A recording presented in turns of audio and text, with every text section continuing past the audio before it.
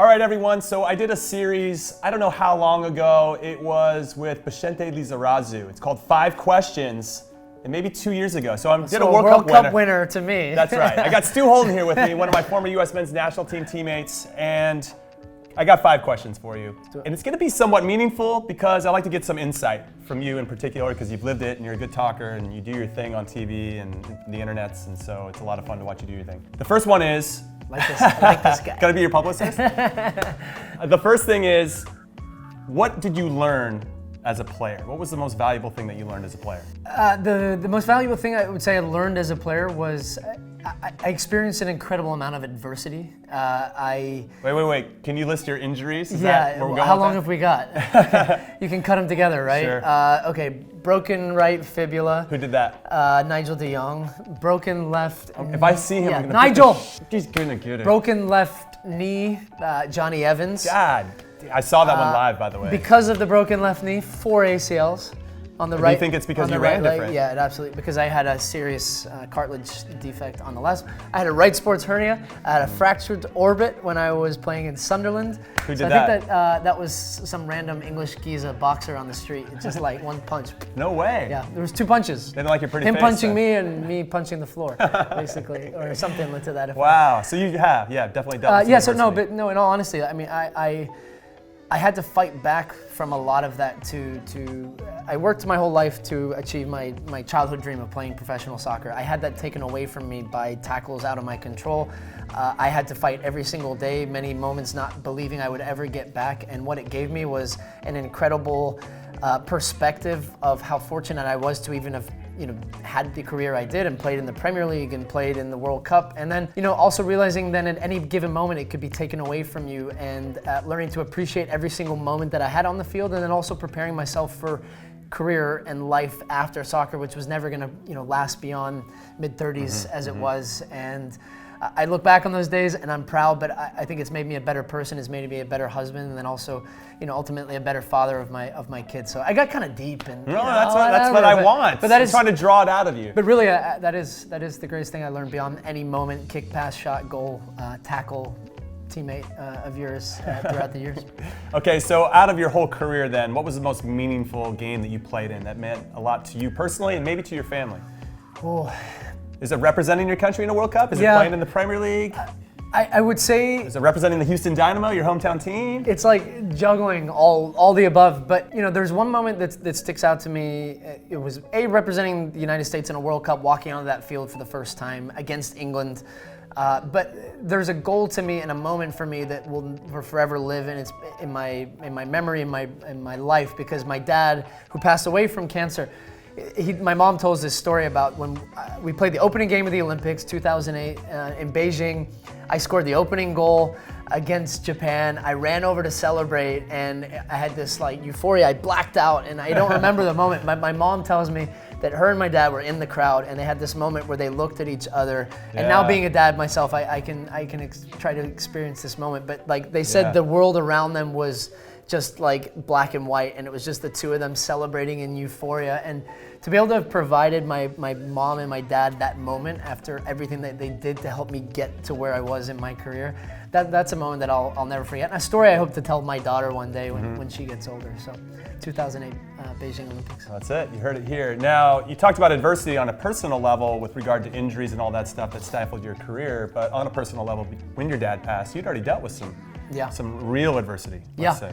My dad never got to see me play in the Premier League, not in the World Cup, not in any of those moments, but he actually got to see me play professionally in Houston, and that was a real thrill for me, playing in my hometown, playing in front of my family. And is that what he wanted for you? Yeah. I mean, I know as a parent, you don't want to project onto your kids. But the number of people that after the fact have told me that my dad was like, my son's going to play professionally. That's great. I went over for trials at 14 years old with Manchester United, Chelsea, West Ham, a number of teams. And I think he always believed in me that I would get there. And I remember all the sacrifices that my parents have made to help, driving an hour and a half each way to practices, extra work outside with your dad and just kicking the ball back and forth in the backyard. And then also the financial resources it takes to be able to commit to that and to pay for tournaments 6 hours away and the flights and the hotels, and that was an adversity in a way, but it brought, again, my family incredibly closer together. And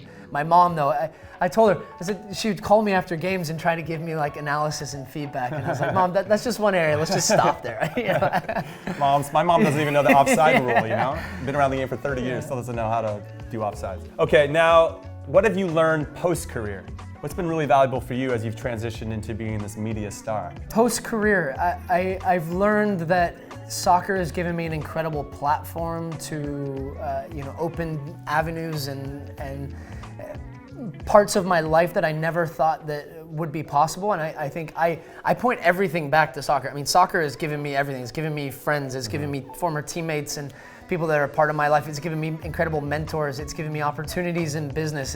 It's given me a second career in TV that I get to travel now the world and go to Russia and cover the World Cup. And every single weekend I'm in a different stadium in American soccer covering Major League Soccer. And I think it's given me opportunity. And I would say with that I've learned gratitude and perhaps an element of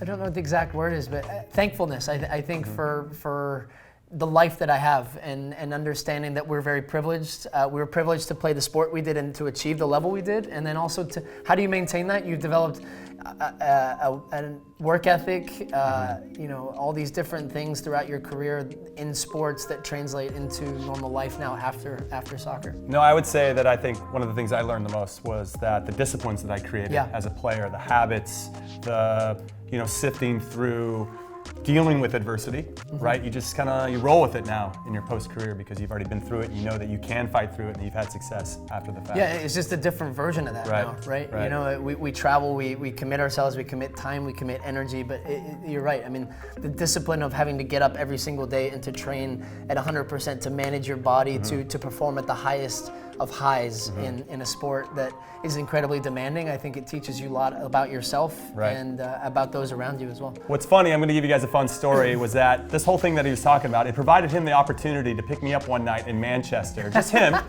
and we were going somewhere, okay, no big deal. This is an epic story. We were going to go out to dinner, and we got pulled over. Okay, because he ran a red light or whatever, wasn't paying attention because, as you can see, we both like to talk. So we were talking and doing our thing, ran a red light, got pulled over. The police officer recognized you as a player for Bolton, so we got off, as one does when you're a famous professional footballer over in England. And then we finally get to the restaurant, and out of the back, hiding in the back the whole time was his brother Ewan, who was gonna surprise me and scare me the whole time. But we were wondering if the cop had looked in the back. No, he did. But we hid my brother in the trunk to surprise and scare Jimmy. We're gonna scare the crap out of him. And as I get pulled over by the cop, I know my brother's in the trunk. And the cop has gone around the car with a flashlight, and there was a blanket in the trunk, and my brother wrapped himself in this blanket. So the cop flashes the light through, and he couldn't see my brother. And my brother gets out, and he was a ghost. And Jimmy was like, "Why are you sweating so much?" And why are you here? I had no idea. I'm trafficking a human in the trunk. Unbelievable. I would have loved to have the cop to have opened the trunk. Yeah, because we talked about what were we gonna say. The British cops also been like, "What the hell are you doing, mate? Why do you have a guy in the trunk?" Yeah. I forgot about that. Oh my God. It was pretty crazy and a lot of fun. Wait, I have one more story about Jimmy, actually, quickly. Oh no. We were going to play U.S.-Mexico, the Gold Cup final, and it was Aguirre, it was the coach. And he, in the game previously, the coach had tripped one of the players on the field. It was this big scandal, and he was going to get suspended. So Jimmy and I are boarding now the joint charter with U.S. and Mexico. And I was why we shared a plane. Yeah, I don't know why, but we shared a plane to New York for the final. And I said to Jimmy as a joke, I said, "What if Aguirre trips us on the way down the aisle?" Like making a joke. Jimmy took his phone out and he tweeted it. Twitter was still pretty early days. And I turned off my phone right after. Turned off his phone. We board this flight. We take off. We land in New York for the final. His tweet had thousands of replies and retweets. Crazy. Yeah, I was getting death threats. He was front page news in Mexican tabloids. It was a lead story on Mexico Sports Center. And I had to apologize to the Mexican people the next day on television that it was just a joke. It was amazing. It was amazing. And we it was both landed, we turned our phones over like, "Oh my God." I was like, last time I take joke. a tweet you don't put it publicly. Yeah, but it was a good one. Yeah, it was a good joke. Good tweet. Yeah, I do remember that. Okay, now let's move to the next thing because you are an owner of Mallorca and La Liga. What have you learned about that experience?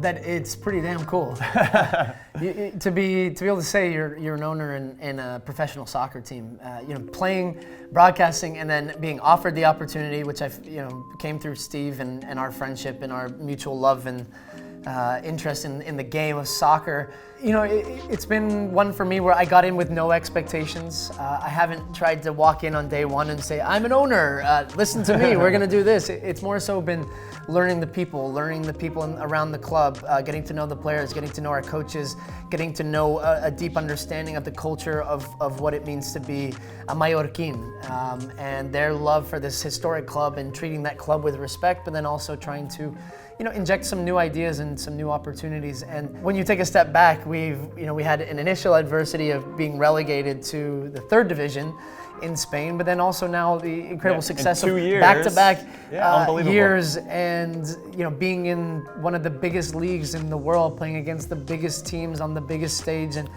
being able to turn the TV on now on a Saturday morning and watching our team play Villarreal and Betis and Barcelona, Real Madrid, Sevilla.